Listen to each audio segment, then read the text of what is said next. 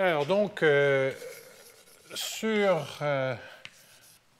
ou les premières valeurs propres et fonctions propres d'opérateurs vérifiant le principe du maximum. Donc, opérateur avec le principe du maximum. Donc, premièrement, en termes d'introduction, je vais vous rappeler la variante de dimension infinie de Krein-Rootman, qui est au fond la variante en dimension infinie du théorème de Perron-Frobenius pour les matrices. Et sans rentrer dans les détails, on a grosso modo un opérateur, et pour moi ce sera des opérateurs fonctionnels, c'est-à-dire différentiels ou intégraux différentiels, des opérateurs linéaires. Donc j'en vois un, il a certainement quelque chose à me demander pour arriver comme ça. Donc, un opérateur linéaire, donc de type différentiel ou intégraux différentiel, qui a le principe du maximum et que je qualifierais de strict, pas fort, c'est-à-dire que si on sait résoudre une équation avec des données positives, alors c'est des données positives non nulles, alors c'est strictement positif. Donc un opérateur linéaire avec le principe du maximum. Le théorème de Krein-Rootman, de quelle manière il s'applique dans ce cas-là?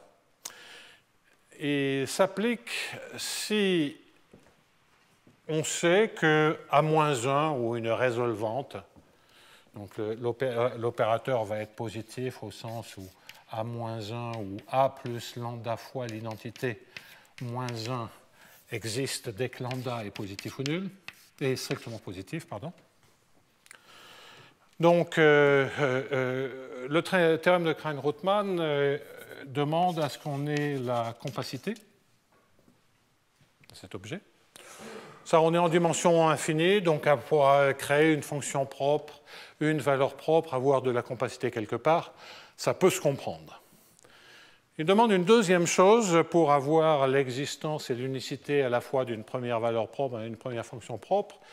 Il demande à ce qu'il y ait un cône de fonctions positives, si on a des fonctions, et qu'on puisse parler de l'intérieur du cône. Et que l'opérateur, style la résolvante, envoie le cône moins 0 sur l'intérieur du cône, ce qui est un principe du maximum strict. Donc, grosso modo, cône des fonctions positives, l'intérieur, on a envie de dire strictement positif. Ça, c'est vrai si on n'a pas... donc, il y a plus envoi, plus ne serait-ce que pouvoir parler de l'intérieur du cône des fonctions positives.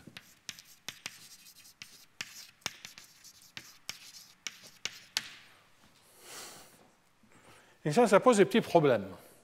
Ça pose des petits problèmes, non pas lorsqu'on travaille dans... Prenons un exemple. Prenons moins laplacien, vous prenez un opérateur quelconque à la place du laplacien, uniformément elliptique pour avoir de la compacité. Vous prenez un champ de vecteurs, vous prenez un potentiel C, B et C réguliers. Si vous êtes dans un domaine régulier ou dans un cube périodique et que vous avez des conditions de type Neumann, le cône, c'est l'ensemble des fonctions continues qui sont positives. Et l'intérieur du cône, c'est l'ensemble des fonctions continues, qui sont positives ou nulles, pardon, qui sont strictement positives, ce qui veut dire, comme on a des conditions de Neumann, comme on est défini sur le fermé, ou qu'on a périodique, que ça veut dire que c'est en fait minoré par une constante positive. Continu strictement positif, ça s'annule pas, c'est donc minoré. Alors déjà, pour Dirichlet, c'est un peu plus gênant. Parce que pour Dirichlet, on veut des fonctions continues, mais on veut qu'elles s'annulent au bord. Et l'intérieur du cône positif, ça ne marche pas. Parce qu'on va créer des trucs, il n'y a pas d'intérieur, il y a un intérieur vide. Alors, qu'est-ce qu'il faut pour pouvoir se servir de Krein-Rootman dans le cas de Dirichlet? C'est qu'il faut élever, on va travailler dans les fonctions Lipschitz, qui s'annulent au bord. OK? Et à ce moment-là, l'intérieur de K, donc ça, il faut se servir du lemme de Hopf pour les démonstrations, c'est l'ensemble des fonctions positives, donc U positif, c'est l'ensemble des fonctions qui sont effectivement strictement positives à l'intérieur, et telles que la Lim-inf de U sur la distance au bord, soit strictement quand X tend vers le bord, soit strictement positive. Et là, effectivement, si vous prenez une petite constante de Lipschitz, vous restez positif. Alors déjà, on voit qu'il y a une difficulté. Et patatras, c'est que si vous êtes dans l'espace tout entier, tout s'effondre. Tout s'effondre parce que la compacité est délicate. Et que, surtout, si vous avez des choses qui, naturellement, tendent vers 0 à l'infini,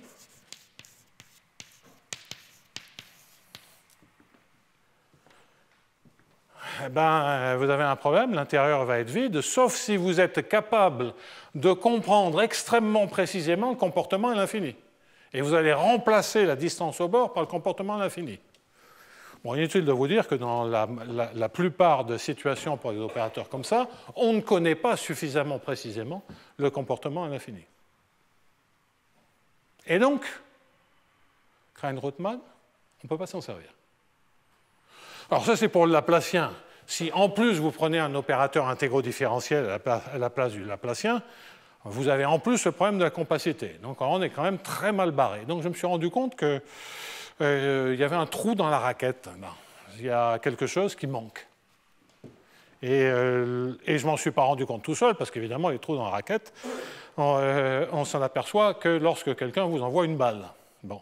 Là, en l'occurrence, c'est Sylvie Méléard et Vincent Le Calvez qui ont des problèmes, des modélisations de problèmes en biologie dans lesquels ils ont une équation non linéaire, mais l'argument crucial, et j'écrirai leur modèle dans un petit moment, l'argument crucial, c'est de comprendre l'existence de la première valeur propre et la première fonction propre d'un certain opérateur qui mélange les aspects différentiels et intégraux.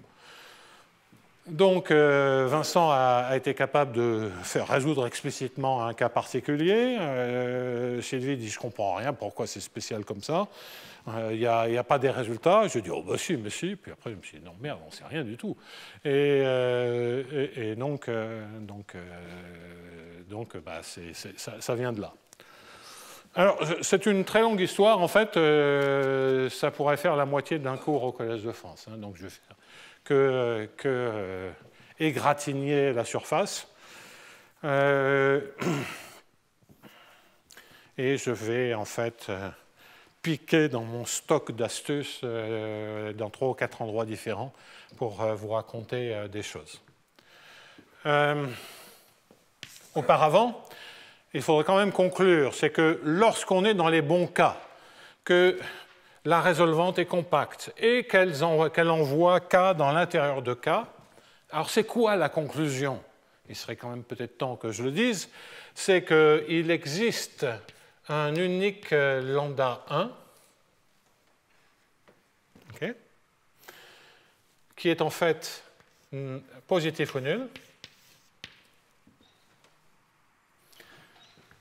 tel qu'il existe un U dans l'intérieur de K, vérifiant AU égale lambda 1U. Alors le fait que le lambda 1 soit positif, c'est parce que je sais que c'est les résolvantes qui sont là, sont positives, donc le spectre est décalé, automatiquement décalé sur la droite. AU égale lambda 1U.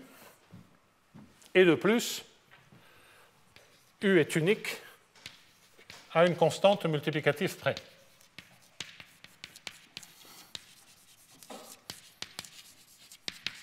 Donc ça, c'est la version traditionnelle. Il y a aussi une version de Krein-Rootman qui parle de rayon spectral, mais ça, je n'en parlerai pas, parce que le rayon spectral, pour des opérateurs qui ne sont pas auto-adjoints, ça force à regarder du spectre complexe et c'est la merde. Et pour des opérateurs comme ça, on ne maîtrise tellement pas que l'information est quasiment vide.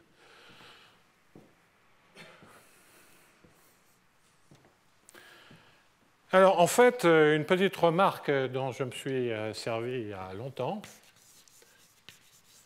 c'est que le théorème classique et sa démonstration donnent quelque chose en plus. Ils nous disent qu'en fait, donc, les hypothèses sont là, c'est que la résolvante est compacte et envoie K moins 0 dans l'intérieur de K. Et donc, pour être précis, dans un de ces deux cas, le cas des fonctions positives, enfin minorées par quelque chose, ou s'annulant au bord, mais de manière... Oui, c'est ça. Donc, la remarque, c'est que si on inspecte un petit peu la démonstration, qu'on fait des petites variantes, alors, si lambda est strictement plus petit que lambda 1, A moins lambda identité moins 1 est défini et envoie K dans K ronde, dans l'intérieur de K. Donc, en d'autres termes, donc, du côté des positifs, c'était par hypothèse, et on peut aller jusqu'à moins lambda 1, en gardant le principe du maximum. Bon. Et puis à lambda 1, boum, on ne peut plus résoudre, c'est une fonction propre. Bon. Si tu fais une petite remarque, donc, on a à ce moment-là une unique valeur propre, un U. Il y a aussi des choses sur l'adjoint, dans les conséquences du théorème de Krein-Rootman, mais pour l'instant, je vais m'en passer. Alors, le fait qu'on ait cette propriété, ça veut donc dire qu'il y a peut-être une méthode pour construire ceci. Donc ça, c'est une idée dont je me suis servi pour construire des demi-valeurs propres, premières valeurs propres, pour des opérateurs homogènes non linéaires de type du second ordre, en particulier pour l'équation de Monge-Ampère. Donc il y a une sorte de fonction propre pour l'équation de Monge-Ampère. Mais comme on est convexe, c'est une demi, parce qu'il n'y en a pas pour le côté concave. Quand on a des opérateurs non linéaires, il y en a une positive, une négative. Et ce n'est pas associé à la même valeur propre. Donc cette idée, que je vais toujours garder dans les opérateurs linéaires aujourd'hui, consiste à dire que je peux toujours définir lambda 1 bar comme étant le sup des mu réels tels que A moins mu I soit inversible. Et plutôt que de dire que soit inversible, je vais fixer un second membre. Et en fait, ça suffit. Si on était dans un ouvert borné avec des conditions de Neumann ou périodiques, je dirais 1.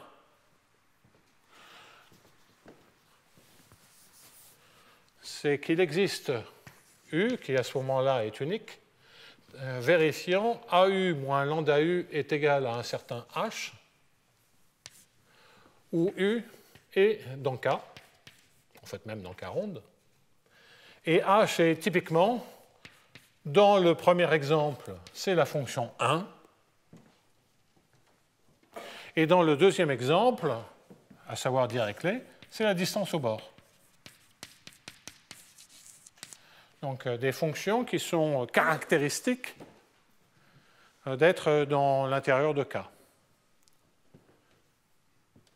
Clairement, d'après ceci, je vais savoir que lambda 1 bar est inférieur ou égal à lambda 1.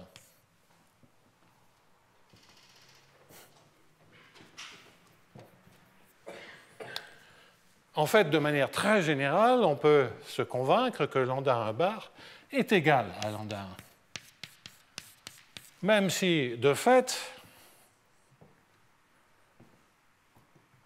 ce n'est pas garanti, puisque ça, c'est vraiment une caractérisation de lambda 1. Mais cela veut dire résoudre, et d'ailleurs, il existe une unique, cela veut dire qu'on n'a pas besoin que ce soit défini sur tout cas, mais il suffit que ce soit défini en un point. Bon.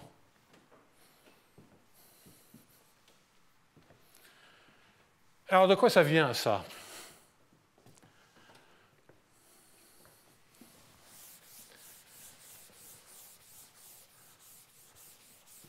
Bon, il est clair que cet ensemble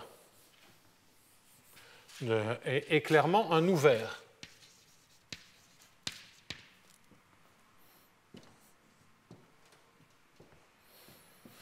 Simplement, si on a une solution pour un certain lambda, ben on peut faire une petite variation et trouver une solution. Donc on a un intervalle ouvert qui s'arrête à lambda 1 bar. Donc qu'est-ce qui se passe? Je baptise U lambda la solution. Qu'est-ce qui se passe quand lambda tend vers lambda 1 bar? Deux cas de figure. La norme de U lambda, norme du sup dans le premier cas. On peut faire les choses de manière abstraite, mais les choses abstraites ont quand même de plus en plus, en vieillissant, tendance à m'emmerder. Donc je préfère être plus... Bref, donc la norme du sup dans le premier cas et la norme de Lipschitz dans le deuxième cas. Je suppose qu'il y a deux cas de figure, à une sous-suite près, ou bien que U lambda tend vers l'infini, ce qu'on va voir dans un instant, ou bien que U lambda reste borné. S'il reste borné, ça veut dire que j'ai une solution pour... Je mets l'unicité, comme ça, je n'ai rien à vérifier. J'ai une solution pour U lambda 1 bar.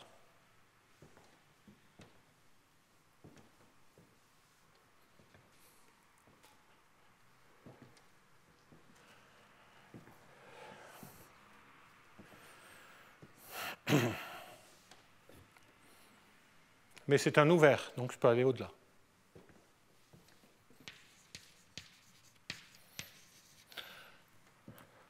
Alors je reviendrai sur l'ouverture parce que plus tard, ce sera beaucoup plus difficile à comprendre pourquoi c'est un ouvert. Donc, impossible. Donc, U lambda tend vers l'infini. Mais si U lambda tend vers l'infini, je regarde V lambda qui est U lambda sur U lambda, sur la norme de U lambda.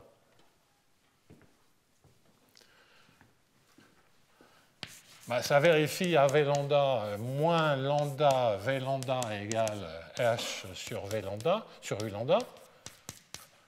Ça tend vers 0. V lambda, j'ai de la compacité, il converge vers un certain V bar, tandis que lambda converge vers lambda bar. Ça, c'est la compacité. Et évidemment, c'est une valeur propre. V bar, il est a priori juste positif ou nul, mais il est de norme 1, donc il n'est pas nul. Et j'ai bien entendu que AV bar est égal à lambda 1 bar V bar.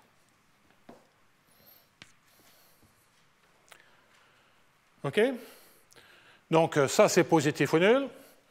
C'est non nul, donc je sais que V bar est strictement positif. Et j'ai obtenu la fonction propre. Si j'ai obtenu la première fonction propre, ça veut dire que lambda 1 bar est égal à lambda 1. Donc en d'autres termes, le théorème de Krein-Hultman vous dit il y a une première fonction propre, je pousse mon lambda de plus en plus loin, tant que je peux résoudre, j'ai le principe du maximum, puis à un moment ça pète, c'est la première fonction propre. Bien, la seule observation, c'est que si je veux construire la première fonction propre, je peux tenter de travailler sur cet objet qui est toujours défini. Éventuellement, il faut comprendre pourquoi il est fini. Et il va falloir analyser ce qui se passe quand lambda tend vers lambda 1 bar. Après, on verra si le défaut de compacité quand on a un espace tout entier, si les problèmes de cônes qui sont d'intérieur vide, si ceux-ci, on peut les contourner avec ce genre de technique. Donc, c'est de dire, je ne vais pas chercher à construire de manière, par un argument, je ne sais trop ce qu'il pourrait être directement la première fonction propre, je vais par continuité examiner le premier temps où je ne sais plus résoudre l'équation. Et regarder ce qui se passe. Si je ne sais plus résoudre l'équation, je peux espérer qu'il y ait quelque chose qui tende vers l'infini. Et s'il y a quelque chose qui tend vers l'infini, peut-être qu'en renormalisant, je devrais construire une fonction propre. Alors, il y a des ennuis parce qu'il y a de la compacité, il y a des trucs comme ça. Bon. Alors, ça, c'est une variante, mais ça, vous voyez que la linéarité ne joue aucun rôle, là. La seule chose qui joue, c'est que l'opérateur soit homogène de degré 1. C'est ce que j'ai fait là. C'est l'homogénéité. Donc ça, c'est une variante non linéaire de Krein-Rootman et dont j'ai usé et abusé. Bien. Après, je vais faire une deuxième remarque, c'est que ça, c'est bien gentil, mais dans l'espace tout entier, ou de manière générale, il y a une autre manière de calculer, de trouver la fonction propre. Il n'y a pas que Krein-Rootman. Il y a, quand c'est possible, il faut pour cela un opérateur auto-adjoint, la caractérisation variationnelle de la première valeur propre. Et les hypothèses ne sont pas exactement les mêmes. Alors évidemment, si on a la compacité, il n'y a plus rien à faire, mais deuxième remarque, c'est que si A est égal à A étoile,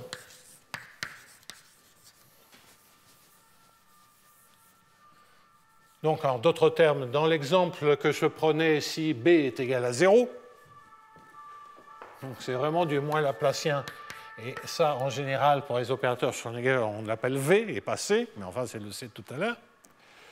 Si on a A qui est égal à A étoile, bien à ce moment-là, on sait qu'on aurait envie de minimiser l'intégrale de, bon il y a des demi partout donc je les enlève, de gradient U carré plus V fois U carré sur intégrale de U2 égale à 1.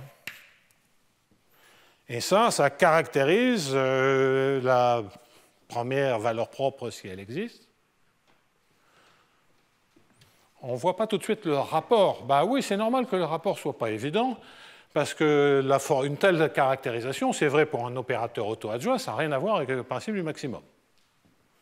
Avec Krein-Rootman, c'est le principe du maximum. Mais on peut quand même regarder ce genre de technique sur une situation, typiquement opérateur de Schrödinger, dans laquelle on a le principe du maximum. Et ça, en revanche, c'est le seul cas, quand j'ai dit sur RD, Krein-Rootman s'effondre, l'approche variationnelle, elle donne des choses dans RD. Elle donne des choses dans quel cas? Il faut que VU2 soit borné.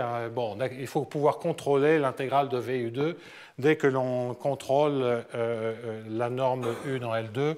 Et donc, typiquement, il faut que la partie négative du potentiel dans D sur 2, en dimension supérieure ou égale à 3, soit pas trop grande. Bon. Donc, il y a des hypothèses comme ceci, je les élimine. On suppose qu'on sait bien contrôler la partie négative du potentiel grâce à cette énergie et grâce à U2.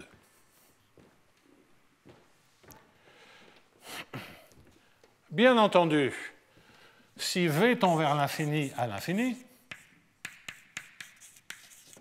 donc du style potentiel harmonique, que je prendrai beaucoup parce que ça permet d'éviter de toujours écrire un V et un V qui tend vers l'infini.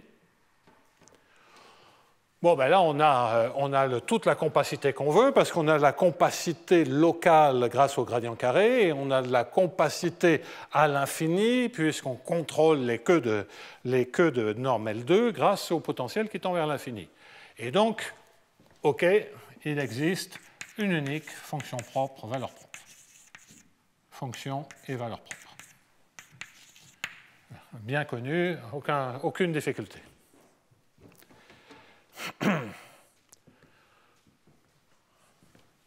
Si V tend vers 0, alors pensez, on va simplifier, on va prendre LD sur 2 en dimension supérieure ou égale à 3.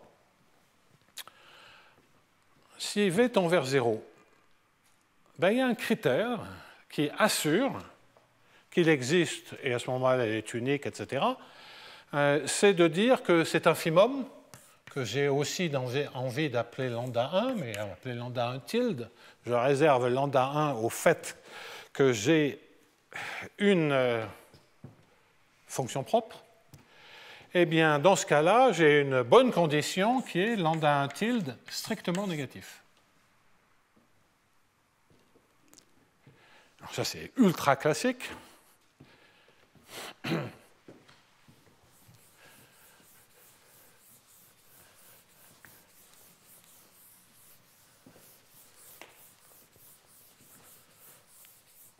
Parce que le problème à l'infini, c'est 0, et donc on a l'inégalité de sous-additivité si on voulait faire la constance en compacité, mais c'est beaucoup plus simple que ça. Et donc cet argument, je suis toujours dans l'introduction, hein, c'est dans les rappels sur qu'est-ce qui existe. Alors, et puis il faudra que j'explique pourquoi c'est une bonne condition. Alors, donc, lambda 1 tilde strictement négatif quand V tend vers 0. Puis après, on va pouvoir combiner ceci en comparant ça à la lim-inf de V. Donc, en fait, la comparaison, c'est de dire que lambda 1 tilde est strictement plus petit que la lim-inf quand x tend vers l'infini de V tilde. Ce sera la même démonstration. Alors évidemment, dans le cas plus infini, c'est automatiquement vérifié. Dans le cas 0, c'est le cas classique, et puis ça, c'est le cas général. Donc je vais faire la démonstration avec la lim-inf qui est égale à 0, parce que V tend vers 0 quand x tend vers l'infini.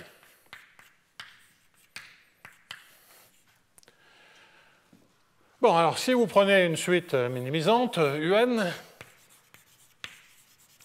dont on vérifie facilement par les hypothèses faites que UN est borné dans H1,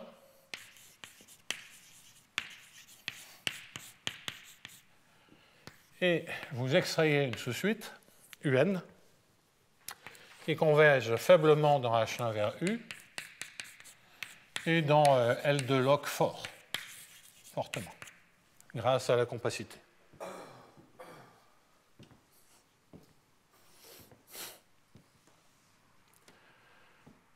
Bien.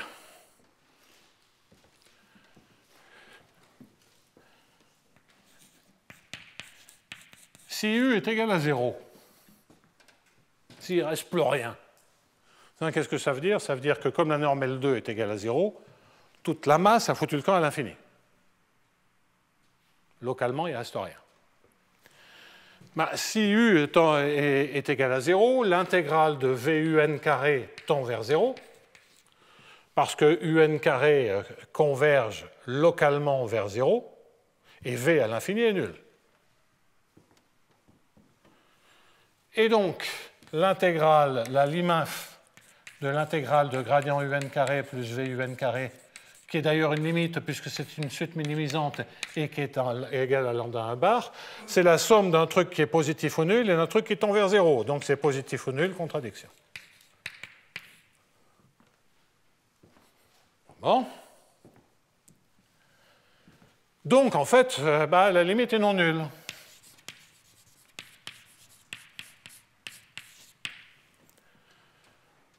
Je ne sais pas s'il est de norme 1, mais je vais le récupérer. Donc ça, je l'appelle Q de U. Clairement, lim-inf de Q de UN est supérieur ou égal à Q de U. C'est faiblement SCI. C'est le cas d'une partie de la norme H1, on fait quand même... Et cette partie-là, c'est toujours la même chose. Si les UN convergent dans L2 fort localement, comme V tend vers 0 à l'infini et que UN carré est borné dans L1, enfin que les UN sont bornés dans L2, ça converge. Donc les intégrales de VUN carré tendent vers l'intégrale de VU2. Donc on a l'IMAF, en fait c'est que la partie négative qui compte, mais et on se sert de Dini pour la partie positive, mais il y a beaucoup de variantes, peu importe. Je ne cherche pas à faire les choses les plus fines possibles. Je cherche à montrer une technique. Bon, et donc qu'est-ce que cela veut dire? Cela veut donc dire que Q de U est inférieur ou égal à lambda 1 tilde, puisque c'est la limite des Q de UN qui est strictement négative, tandis que l'intégrale de U carré, parce que c'est une limite faible, est inférieure ou égale à 1.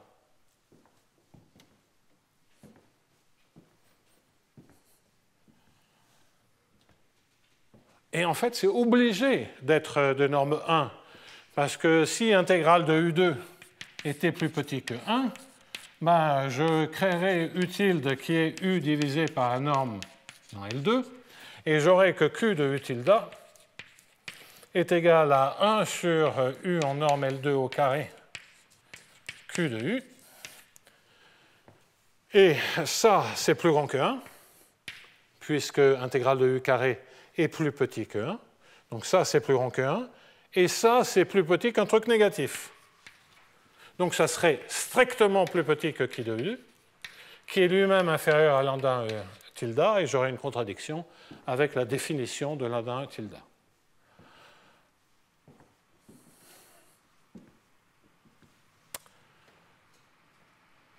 Donc là, c'est un argument qui n'a, autant dans le premier, il y avait la compacité qu'en V tend vers l'infini, mais c'est un argument qui n'a rien à voir avec Rein-Rothman. C'est une deuxième méthode totalement différente, mais qui, dans RD, pour ces opérateurs-là, donne des résultats. En plus, c'est une démonstration très simple, c'est classique, c'est pas nouveau, ce sont des rappels, ça. Hein.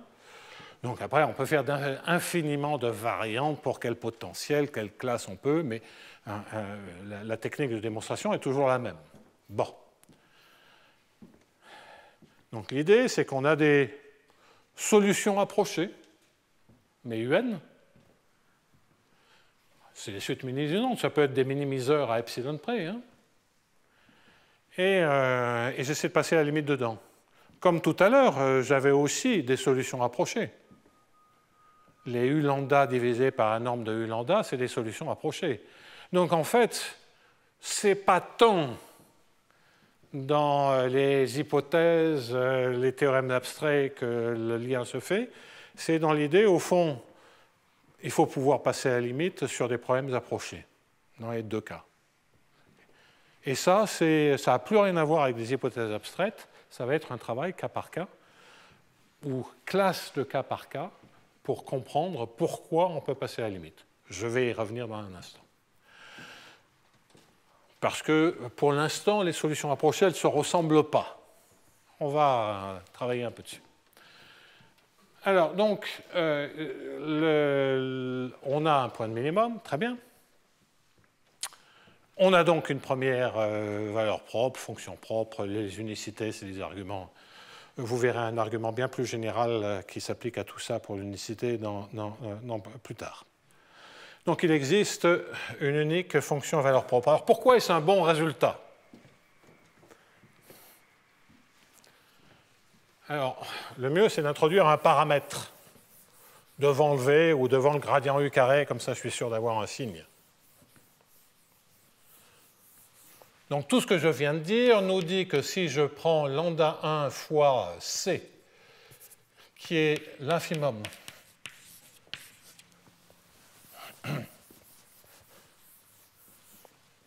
sur C fois l'intégrale de gradient U carré plus l'intégrale de VU2, ça revient à mettre un autre paramètre là, hein, mais au moins devant le gradient U carré, je sais que c'est positif. Je n'ai pas à réfléchir sur les signes.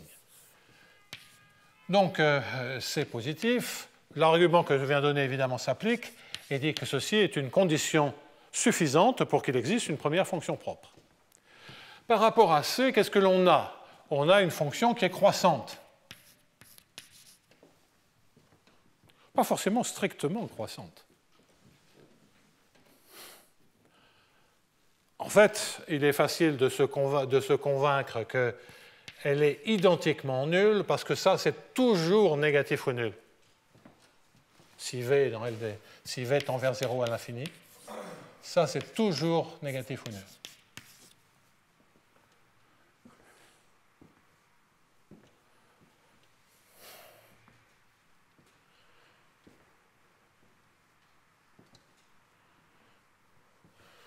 Pourquoi? C'est simplement, comme V tend vers 0 à l'infini, hein, vous prenez une gaussienne qui s'étale, normalisée. L'intégrale de gradient U carré va tendre vers 0, c'est la diffusion. Et l'intégrale de VU carré, si la gaussienne s'étale, ben, elle ne voit plus que le potentiel infini qui vaut 0. Donc une gaussienne qui s'étale fournit une énergie qui tend vers 0. Donc, à nouveau, ce sont des choses très classiques, et donc c'est toujours négatif ou nul. Et donc en fait, ce que vous avez, c'est que vous avez une fonction qui va être strictement négative si C appartient à un intervalle ouvert C0, C0, et qui est identiquement nulle si C est plus grand ou égal que C0. Avec un C0 qui est positif ou nul.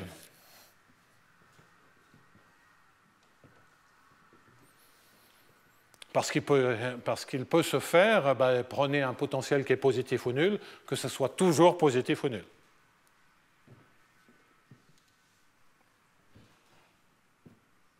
OK. Donc en tout cas, si C0 est strictement positif, pour C plus petit que C0, c'est strictement négatif, il y a une première fonction propre. Donc pour C plus petit que C0, OK. Et pour C plus grand que C0, on peut démontrer, évidemment l'hypothèse ne fonctionne plus, mais on peut démontrer qu'il n'y a pas de fonction propre.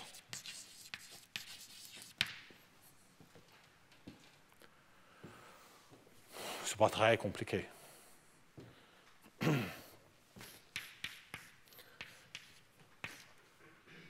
Parce que supposez qu'il y en ait une pour EC.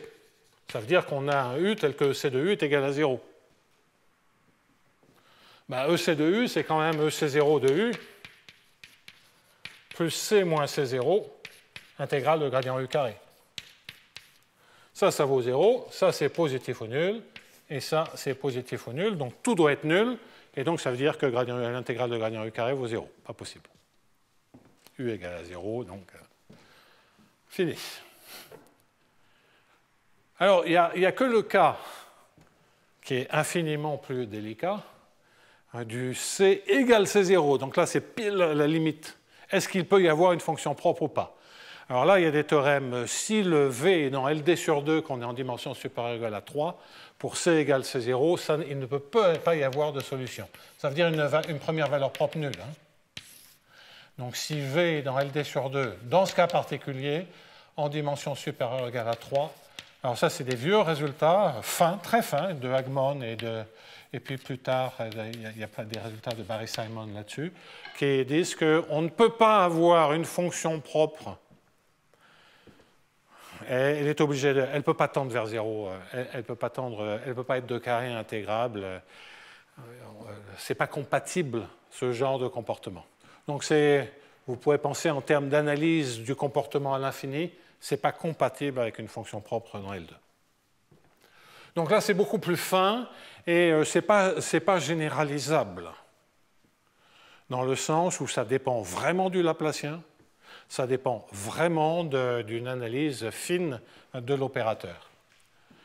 Mais si on est prêt à se dire, OK, il y a une valeur pour laquelle, des paramètres pour lesquels j'ai un doute, en gros, on a quand même compris, pour C plus petit que C0, ça marche, pour C plus grand que C0, ça ne marche pas. Bon, et puis pour C égale C0, on s'en fout. OK, donc ça c'est bien joli, et c'est tellement joli que cet argument, il ne se sert pas tant que ça du fait que j'ai gradient U carré. OK, on s'en est un peu servi ici, pour le VUN carré. Pour dire si j'ai la convergence faible, alors j'ai la convergence dans L2 fort. Mais on sent qu'il y a de la marge là. Hein, donc, si je remplaçais gradient UN carré par un opérateur intégro-différentiel du style ou une double intégrale de U de x moins U de y au carré fois un g de x moins y dx dy. Je ne dis pas que tout va marcher, mais on ne se sent pas complètement démuni. Et ça, c'est un opérateur de saut. Donc, on se dit qu'il y a un trou dans la raquette. J'ai fini ma très longue introduction de rappel sur les premières fonctions et valeurs propres. Et je vais passer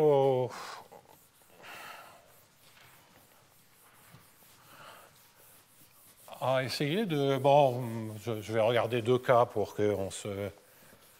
Un cas avec compacité et puis un demi-cas, un cas où on n'a pas toujours de la compacité.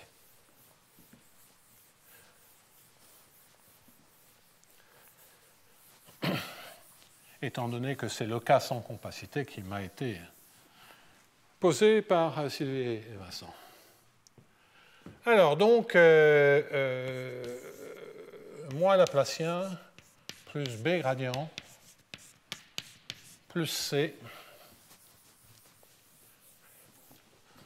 Qu'est-ce que je vais supposer? Je vais supposer que B est régulier, que par exemple, divergence de B dans l'infini est bornée.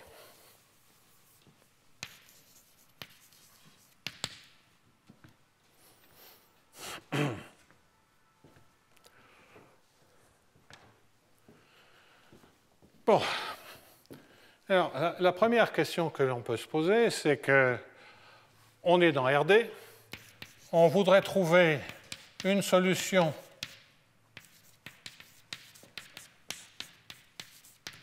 égale lambda 1U,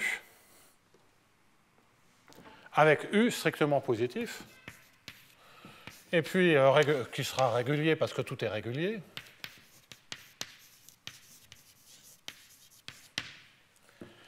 Et alors, je fixe L2, ce n'est pas innocent. Je vous mentionnerai en passant que pour construire un objet, on peut élargir le champ, qu'il y en a presque toujours quand on cherche dans L1. Non, on fait ça sur un autre argument. Mais que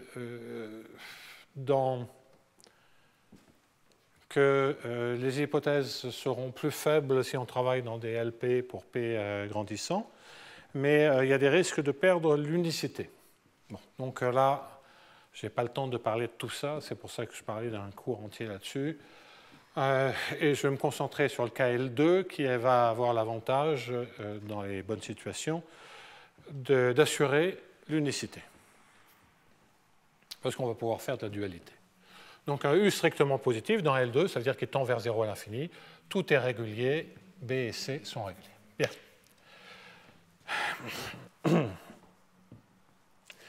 Alors, que retient-on de l'hypothèse de ce qu'on a fait variationnellement? Variationnellement, C est égal à V, B égale à 0. C'est l'aspect variationnel. Le premier cas, qui est très simple, c'est C tend vers l'infini. Ça, qu'est-ce que ça fait? Ça localise le Laplacien compactifie avec cette hypothèse. Donc là, les résolvantes sont compactes. Les résolvantes sont compactes. Alors, qu'est-ce qui merde? Ce qui merde, c'est l'intérieur du cône. C'est la seule chose qui merde qui n'est pas satisfait dans le cas de Krein-Rothman. C'est l'intérieur du cône. Et vous voyez bien la difficulté que là, quand vous écrivez un truc comme ça, allez me définir un cône d'intérieur non vide. Ça veut dire prescrire un comportement à l'infini où on soit sûr que toutes les solutions aient ce comportement. C'est infaisable. Quand on a des conditions de Dirichlet sur un domaine borné, on sait bien, c'est le lemme de Hopf, que les solutions, à moins d'être triviales, elles tendent vers 0, exactement comme la distance au bord. On a le comportement. Et donc, j'ai tout à coup réalisé que Krein-Rothman, j'avais beau chercher les variantes et tout, ça ne donnait rien du tout. Alors, comment on fait? Bon.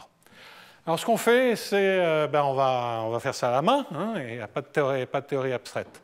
Donc on va redéfinir, on va prendre l'approche constructive, c'est-à-dire lambda 1 bar, qui est le sup des mu positifs, tel que, quel que soit mu prime, comme ça je saurai tout de suite que c'est un intervalle ouvert, quel que soit mu prime plus petit que mu, je sais résoudre AU est égal à mu prime U plus H avec un U qui est positif ou nul. Le strictement positif découle des propriétés de A. Ça entraîne que U est strictement positif parce que H est à choisir strictement positif. Quel H choisir?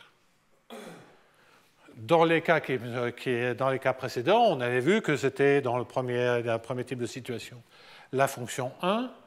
Dans le deuxième cas, on a vu que c'était la distance au bord. Donc, de cette manière, c'est un H qui est représentatif du comportement des solutions. Mais là, je ne les connais pas. Donc, on va avancer dans la démonstration, et puis on va voir ce dont on a besoin. OK? La première question qui se pose, c'est...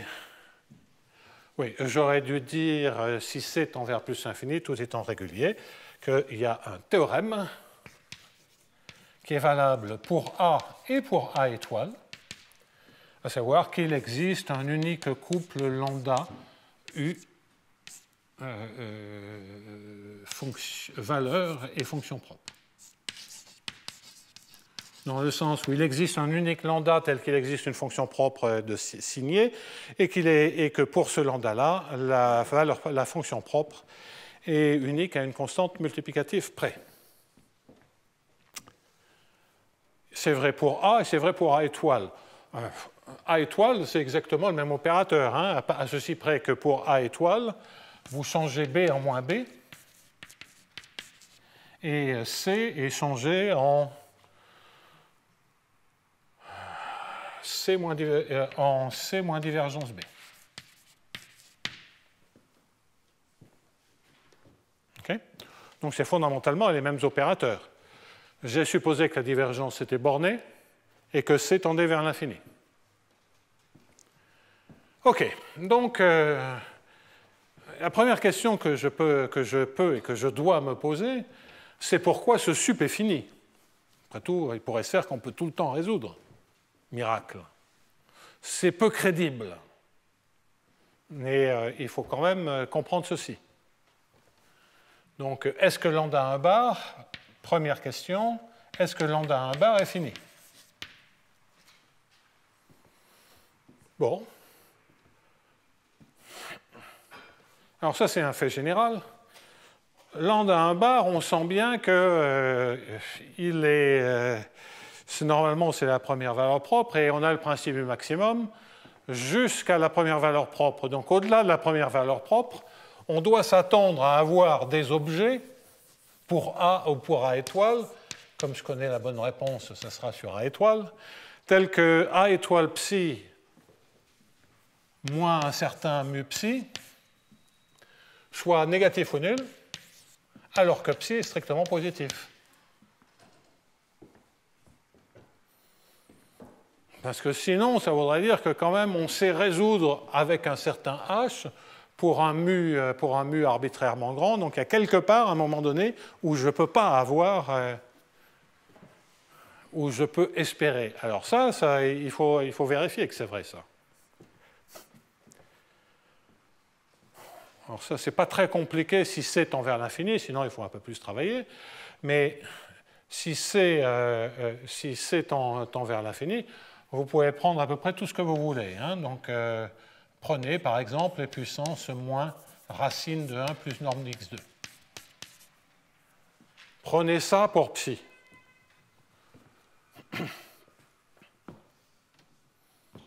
Non, c'est pas ça. Ça, c'est pas terrible en fait.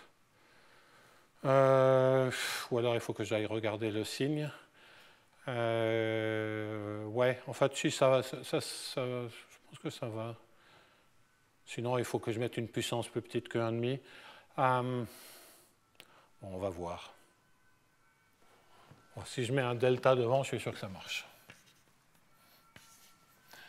Bon. Ouais, c'est plus sûr avec un delta. Donc, grosso modo, regardons ça à l'infini. Quand vous dérivez 2 fois ce genre de bazar, vous allez récupérer quelque chose dans lequel il y a du delta 2 et qui, certainement à l'infini, va moins vite que... ouais. Je vais simplifier, j'avais dit que je ferais ça, je vais prendre c égale x2. Après, il faut simplement prendre des fonctions polynomiales et ça marchera correctement. Est-ce que d'ailleurs je ne ferai pas aussi bien de mettre directement des fonctions polynomiales? Si vous prenez une fonction qui décroît polynomialement, le Laplacien va décroître plus vite par rapport à u, et en plus, c tend vers plus l'infini. Et le b gradient u, il va se comporter comme le polynôme, tandis que c fois u, il va se comporter mieux que le polynôme à l'infini. OK? Donc, ce n'est pas du tout ça que je veux. Je fatigue.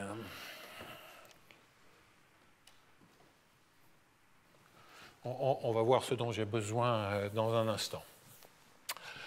Donc, multiplions ceci par psi. Là, je suis au bout de 3 heures, là, je fatigue sur mes signes. Donc, si je multiplie par psi, je récupère l'intégrale de u a étoile psi, okay, qui est égale à mu' fois l'intégrale de u psi plus h fois intégrale de psi. Donc, c'est supérieur ou égal. Bien. Donc, si j'ai a étoile psi qui est supérieur ou égal à... Non, qui est inférieur ou égal à mu psi, d'accord? Donc, tout ceci, c'est inférieur ou égal à mu fois l'intégrale de u psi.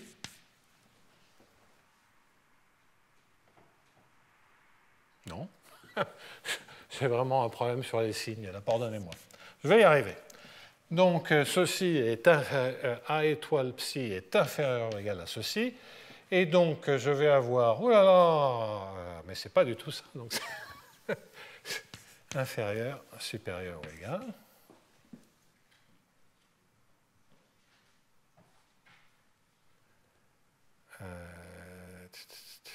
Ah oui, pardon.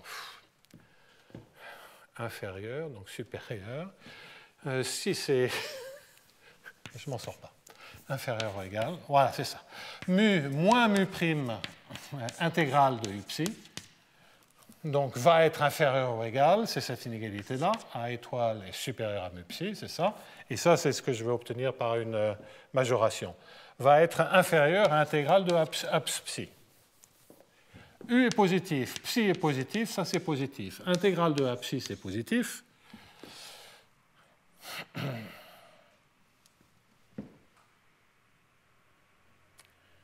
Je ne sais pas ce que je fais. Je ne sais pas ce que je fais. Le mu moins mu prime est... Donc, c'est supérieur ou égal et inférieur ou égal. OK, je recommence. Ceci est inférieur à mu psi, donc j'ai mu moins mu prime intégrale de u psi qui est supérieur ou égal à l'intégrale de a psi. Donc si ça c'est positif, ça veut dire que mu prime est inférieur à mu. Donc si je sais trouver un bazar qui fait ceci, d'accord?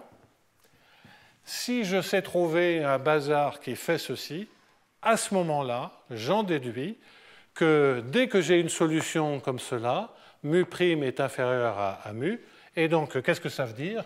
C'est que s'il existe un mu qui est comme ça entraîne que lambda 1 bar est inférieur à mu, qui est donc fini.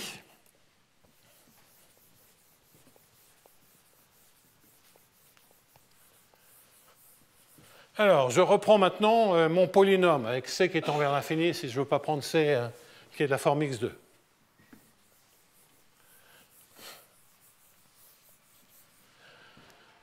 Alors, OK, je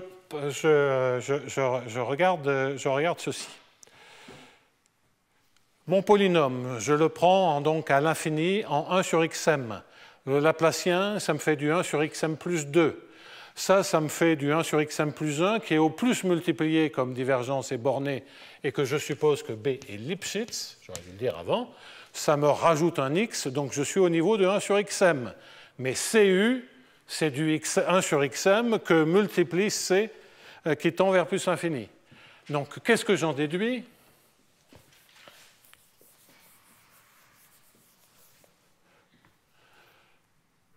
J'en déduis ce que je ne voulais pas, ce n'est pas du tout sur les puissances que ce truc fonctionne. Je vais mettre ça, je vais prendre... Bon, je reviendrai là-dessus. Donc, pardonnez-moi, je suppose que l'on sait qu'on peut construire un objet comme ceci, où c'est inférieur à mu psi. Je remarque simplement, donc ça c'est simplement une analyse, que pour x grand,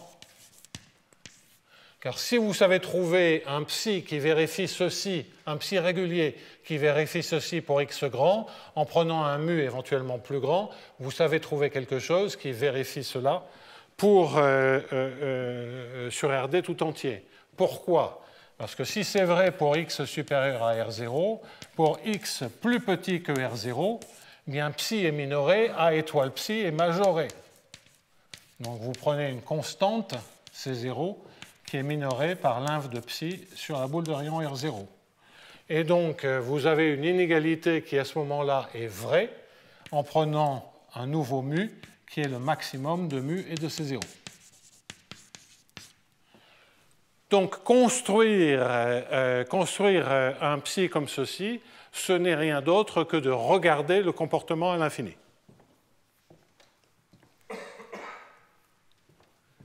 Bon.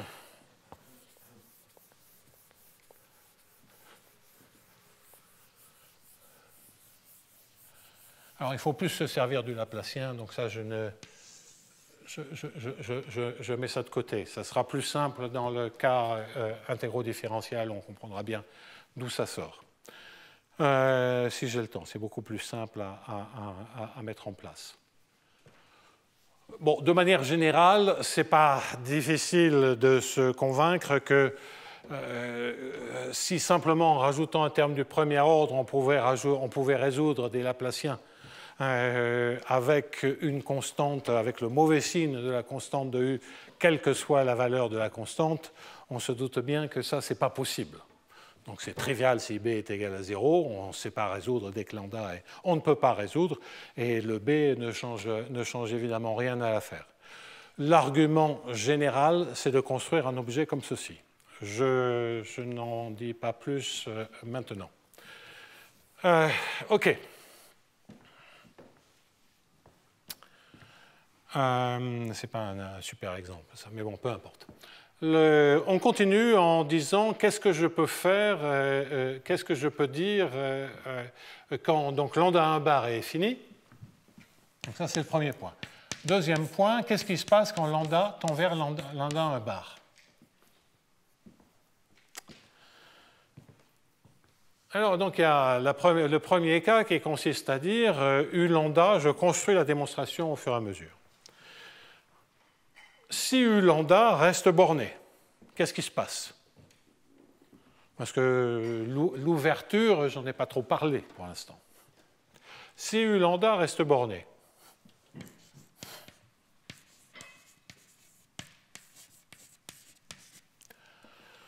alors du fait que U lambda est borné dans L2, je peux multiplier par U lambda, faire les intégrations par partie, et je récupère que gradient U lambda carré plus C moins divergence B, intégrale de U lambda carré, est égal à quelque chose qui est borné. Donc C moins divergence B, bah, c'est quelque chose qui tend vers l'infini. Et donc je vais en déduire que l'intégrale de gradient U lambda carré et l'intégrale de C U lambda carré, avec une valeur absolue d'ailleurs, sont majorées par une constante. Donc en particulier, U lambda est compact dans L2. Parce qu'on a de la compacité avec la borne H1, et comme tout à l'heure, on a de la compacité sur la queue de...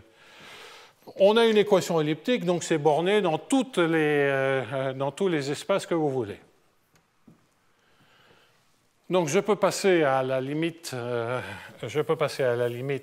quand lambda tend vers lambda 1 bar, et je construis pour lambda 1 bar, non pas une fonction propre, mais une solution de AU moins lambda égale lambda U plus H, sachant que lambda est égal à lambda 1 bar.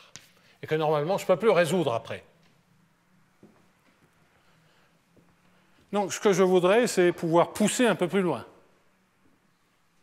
Je suis dans le cas où, auparavant, on disait c'est une condition ouverte, donc je pousse. Là, comment je vais faire?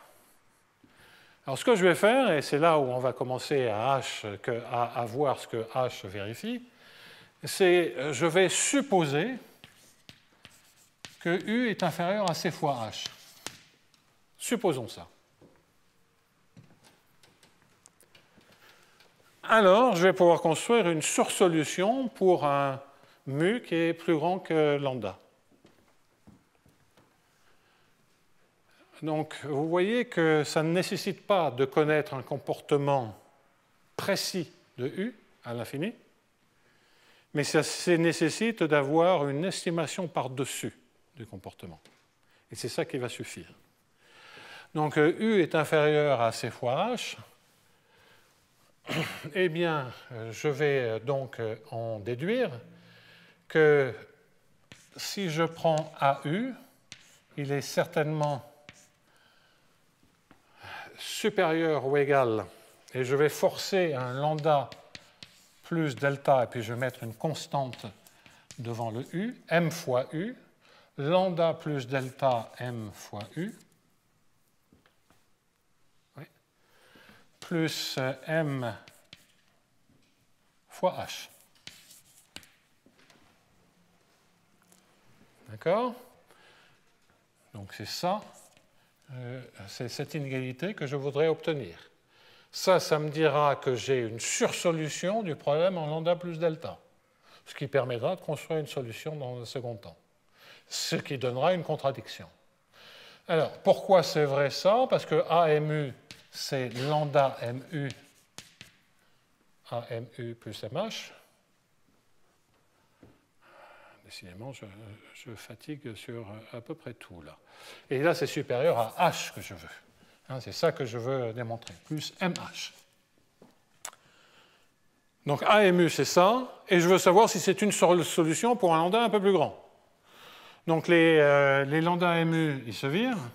Et donc, la question est de savoir si MH est plus grand que delta MU plus H, en d'autres termes que M-1H est supérieur à delta M fois U, et évidemment, si U est inférieur à CH, c'est possible. Je sais trouver un C qui vérifie cela. Donc, si je sais obtenir un H tel qu'une solution est inférieure à CH, à ce moment-là, j'ai une sursolution. OK. Mais la contradiction, ce n'est pas avec une sursolution, c'est avec une solution. Alors, je vais me servir du principe du maximum. Et donc, qu'est-ce que je vais faire? Je vais construire, il faudrait que je rajoute un 1, mais je vais simplifier un tout petit peu les notations. Je vais faire AN plus 1 égale lambda UN plus H.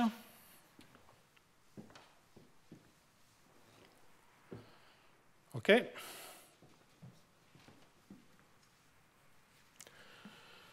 Et AUN plus 1 est égal à lambda UN plus H avec U0 égale, disons, 0.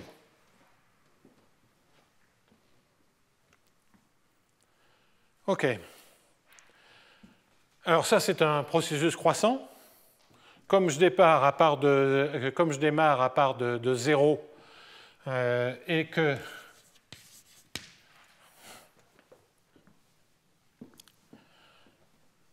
alors, lambda plus delta, excusez-moi. Donc j'ai MU qui est une sursolution pour le problème en lambda plus delta. Et je veux résoudre maintenant le problème en lambda plus delta. Donc c'est pour lambda plus delta que je dois faire l'itération.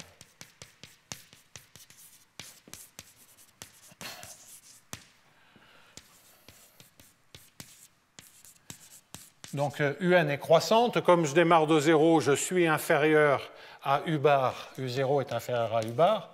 Et par le principe du maximum, j'en déduis que tous les UN sont inférieurs à U bar. Et donc UN converge vers une solution, U tilde, qui est inférieure ou égale à U bar. C'est-à-dire qui est elle-même inférieure à une constante fois H. Donc, qu'est-ce que ça veut dire? Ça veut dire que la condition qui est ici est une condition ouverte si je sais respecter cette borne. Et c'est là où je vais remplacer ce qui était dans la définition du cône comme U sur la distance à une limite qui est finie. Eh bien, je vais le mettre ici, c'est-à-dire que je vais supposer U sur H dans L infini.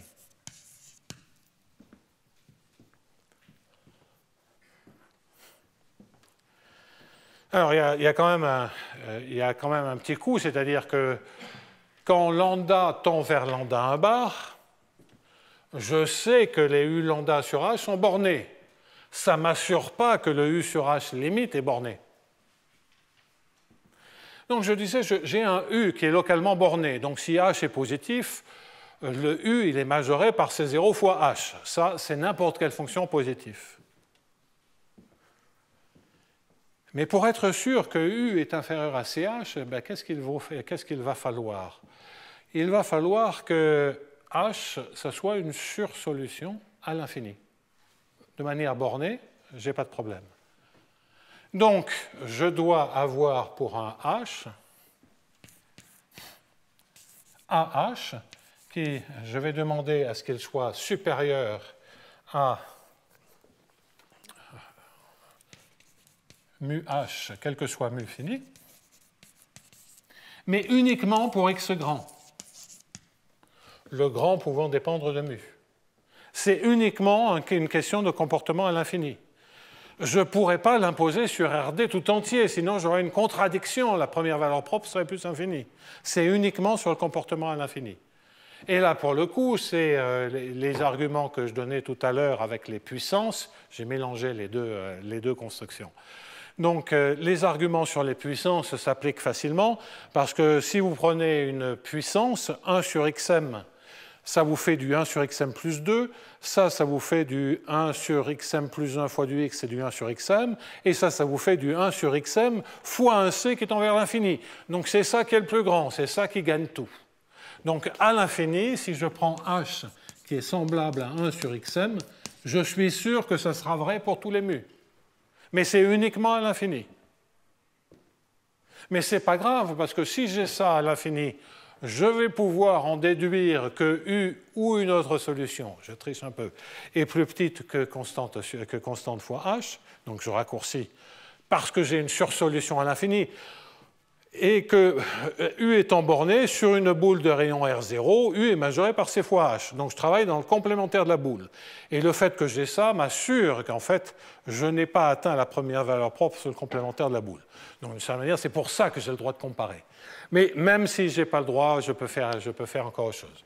Donc, pour montrer que nécessairement, il existe une solution qui est inférieure à CH, et ça suffit. Bon, bref, donc la construction, celle-là, on la voit, ça rend cette affirmation plausible, et donc vous voyez que le comportement, toute la difficulté liée à l'intérieur du cône a été remplacée par un choix de H qui est une sursolution absolue à l'infini. C'est tout. Et on suppose que U sur H est dans l'infini. C'est ça qui remplace tout l'aspect intérieur du cône qu'on avait rencontré jusqu'à présent. Alors, c'est donc dire que U lambda tend en norme vers l'infini, et là, on est ramené au cas précédent. Et donc, on a de la compacité, et donc on va pouvoir conclure qu'il existe une fonction propre.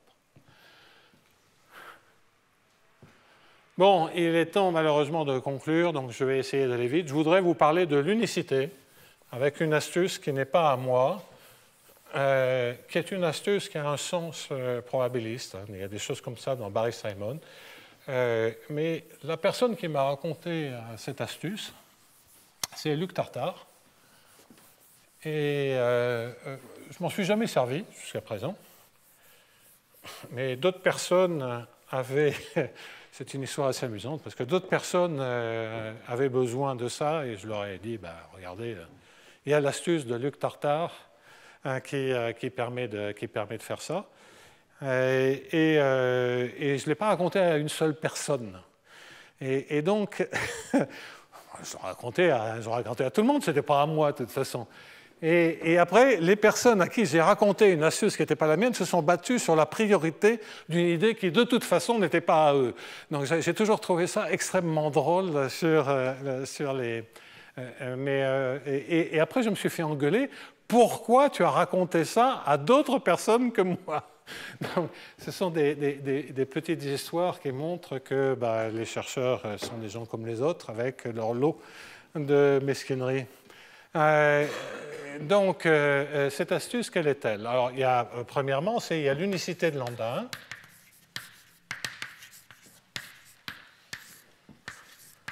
1. Donc, on a AU1 égale lambda 1U, A1V égale lambda prime 1V, U et V positif, le tout dans L2, là L2 ça joue. Hein. Et je sais qu'il existe un phi, parce que A étoile c'est pareil, j'ai montré l'existence. Donc je sais que j'ai un psi tel que A étoile psi soit égal à mu psi, psi positif. Vous voyez que ça entraîne que mu égale lambda 1, et donc égal à lambda prime 1. Donc l'existence pour le problème adjoint donne l'unicité pour le problème primal, et réciproquement. Okay? Classique.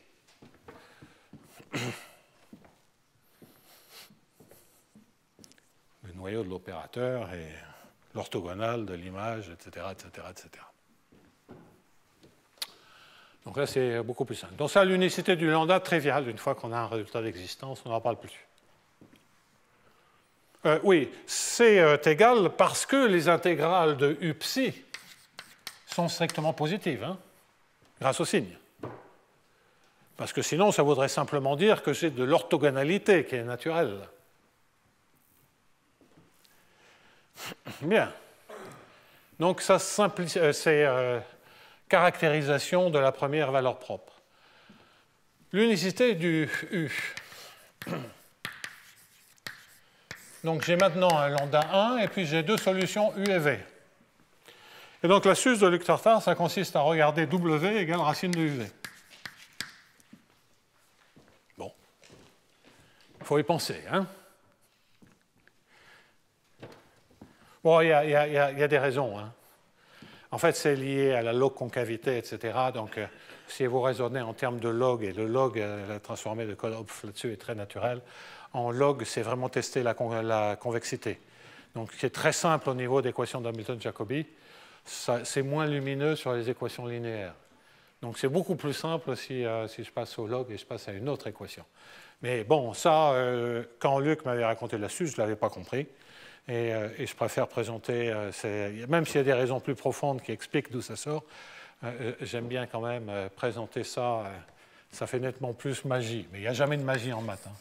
Donc, moins Laplacien W plus B gradient V. Quand il y a de la magie, c'est qu'on n'a pas compris. Hein. On n'a pas compris le tour. Donc, moins Laplacien W plus B gradient V plus C fois W. Donc, il faudrait faire le calcul. Mais, allez, je vais essayer d'en faire un petit bout rapidement. Mais vous voyez que ce qui va se passer, c'est 1 sur 2, il va y avoir un racine de V fois le moins Laplacien. Il va y avoir un racine de V sur U fois moins Laplacien U plus B gradient U plus C fois U. Ça veut dire qu'on dérive que les U. Et puis, il va y avoir, je pense qu'il y a un demi devant. Il va y avoir un plus 1,5 un racine de U sur V, on ne dérive que les V, et puis il y aura des dérivés croisés. Hein, et puis les dérivés de racine carrée.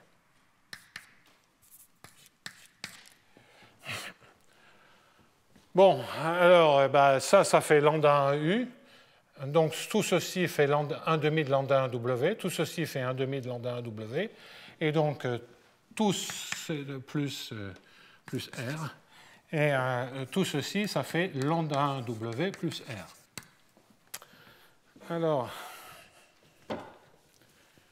R, qu'est-ce qu'il va sortir? Il va sortir une expression en U sur V que je n'ai pas envie de calculer précisément. Mais R va avoir un signe. Donc, ça, c'est égal, c'est ça. R va être positif, et il va être positif comme quelque chose qui dépend de U et V. Et de mémoire, c'est quelque chose comme gradient de racine de U moins gradient de racine de V au carré. Et devant, il y a une puissance, il y a quelque chose comme...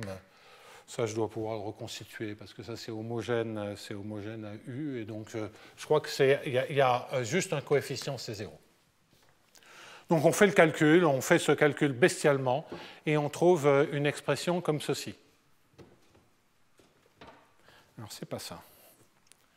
C'est plus compliqué que ça. C'est une expression qui est en, pardonnez-moi, qui est en gradient U sur U et en gradient V sur V. Vous allez comprendre pourquoi c'est obligatoire que ce soit quelque chose comme ça. Et puis ça doit être homogène, donc je pense que c'est tout simplement du W qui est devant. Je ne garantis pas tout à fait ça. Alors, OK, donc j'ai ceci. La même chose, je multiplie par le psi, toujours l'existence du lambda 1 qui est ici. J'en déduis que lambda 1 V W psi est égal, membre de droite, à lambda 1 W plus R psi. Et donc, ça veut dire que 0 est égal à l'intégrale de R psi. Psi, c'est la première fonction propre, elle est strictement positive. Donc ça entraîne que R est égal à 0. Si R est égal à 0, eh bien ça entraîne que gradient U sur U est égal à gradient V sur V, que log U est égal à log V, c'est pour ça que le vrai truc, c'est les équations non linéaires satisfaites par log. Que log U est égal à log V, ce qui est bien dire que U est égal à V à une constante multiplicative près. Donc voilà l'astuce. Sur des équations linéaires, si on ne sait pas le rapport avec des équations de HJB, voilà comment on démontre l'unicité très simplement. Démonstration très simple, très robuste, et bien meilleure que les démonstrations qui sont finalement basées sur Letch. Hein. Comment on démontre l'unicité, Letch ou autre, c'est de dire si je prends deux solutions, on peut les comparer. Et puis on va pousser l'une le plus loin possible jusqu'à ce qu'elle touche. Et le principe du maximum va dire que si elles touchent, elles sont égales. C'est ça l'unicité. Mais donc il faut pouvoir les comparer. Pour les comparer, toujours pareil, il faut les comparer à l'infini. Je ne connais pas les comportements à l'infini. Je ne sais pas que toutes les solutions ont le même comportement à l'infini. Ça, c'est un argument qui évite complètement les démonstrations traditionnelles et dans les arguments variationnels, on a beaucoup plus d'informations parce qu'on sait qu'on est le minimum. Donc s'il y a deux solutions, on sait que c'est plat. Donc on a beaucoup plus d'informations dans le cas variationnel.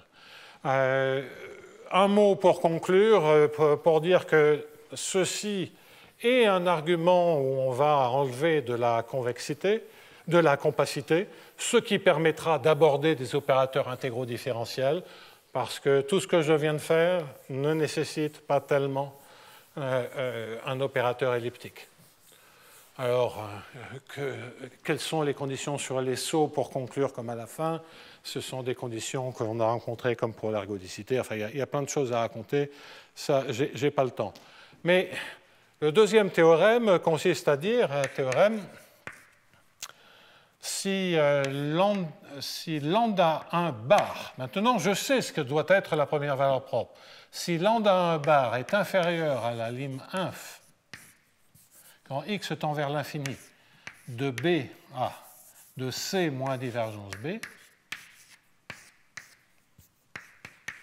strictement plus petit, à ce moment-là, il existe une fonction propre dans L2.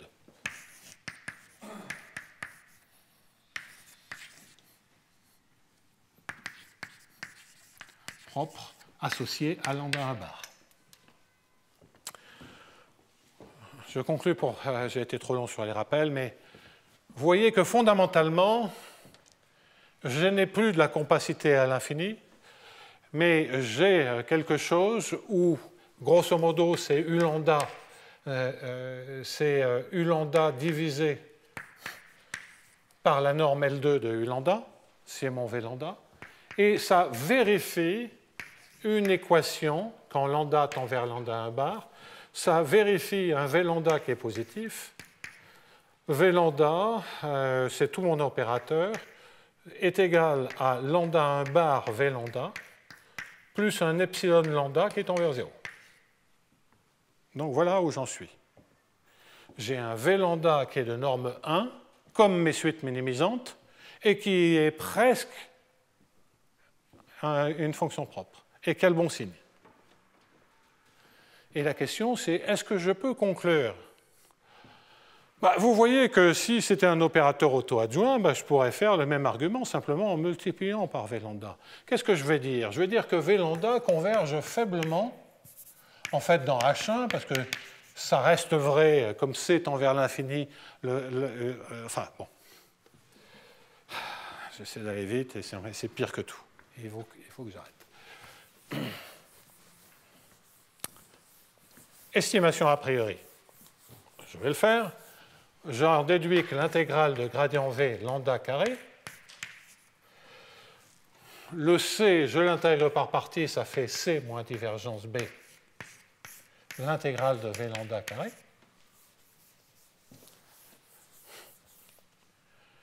OK. Est égal à lambda 1 bar, intégrale de V lambda carré, plus un grand O de 1. Quelque chose qui tend vers 0 quand lambda tend vers lambda 1 bar. Okay.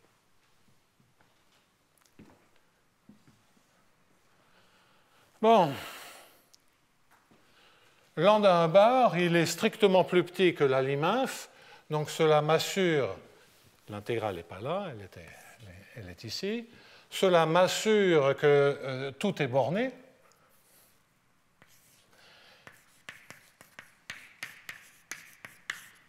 Et que ceci est borné.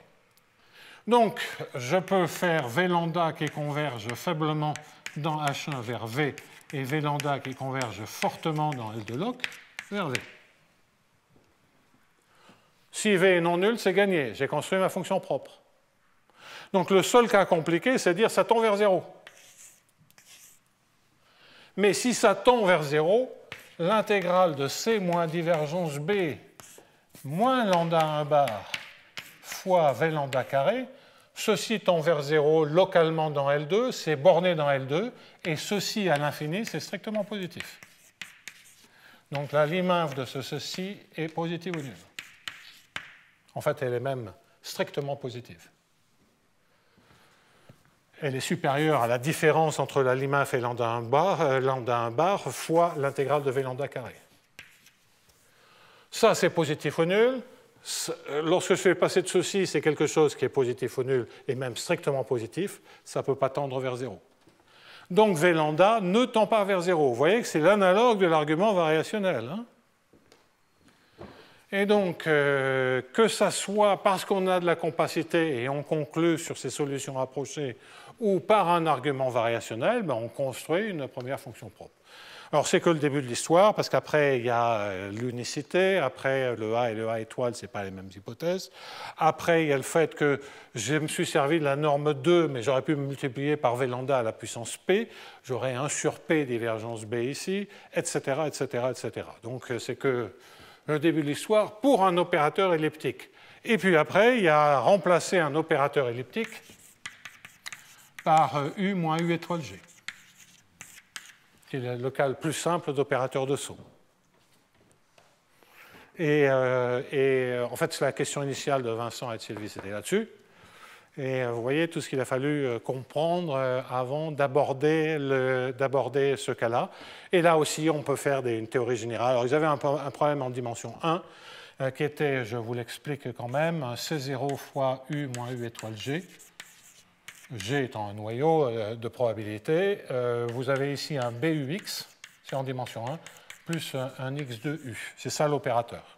Alors celui-là, il a l'avantage en dimension 1, si B est non nul, B est égal à 1, disons, la résolvante est compacte, parce que j'ai UX. Je contrôle UX dans L2. Donc la résolvante est compacte, mais bon, c'est un opérateur non local. Il y a de la compacité à l'infini, mais a priori, il n'y avait pas d'outil pour faire ça. Ce que je viens de mettre en place marche parfaitement. Quant au truc où j'ai seulement merdé à savoir sur le A étoile psi est inférieur à mu psi, ben le A étoile, c'est justement changer B en moins B, et il faut que le A étoile soit dominé par psi. Et en fait, c'est un problème de comportement à l'infini.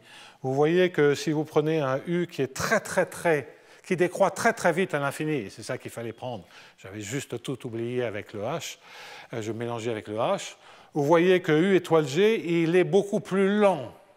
Bah, imaginez que c'est une gaussienne. Si vous prenez une masse de Dirac, ça se comporte comme la gaussienne. Donc si vous prenez un U qui décroît beaucoup plus vite que la gaussienne, ça se comporte comme une gaussienne. Le UX, il décroît encore plus vite.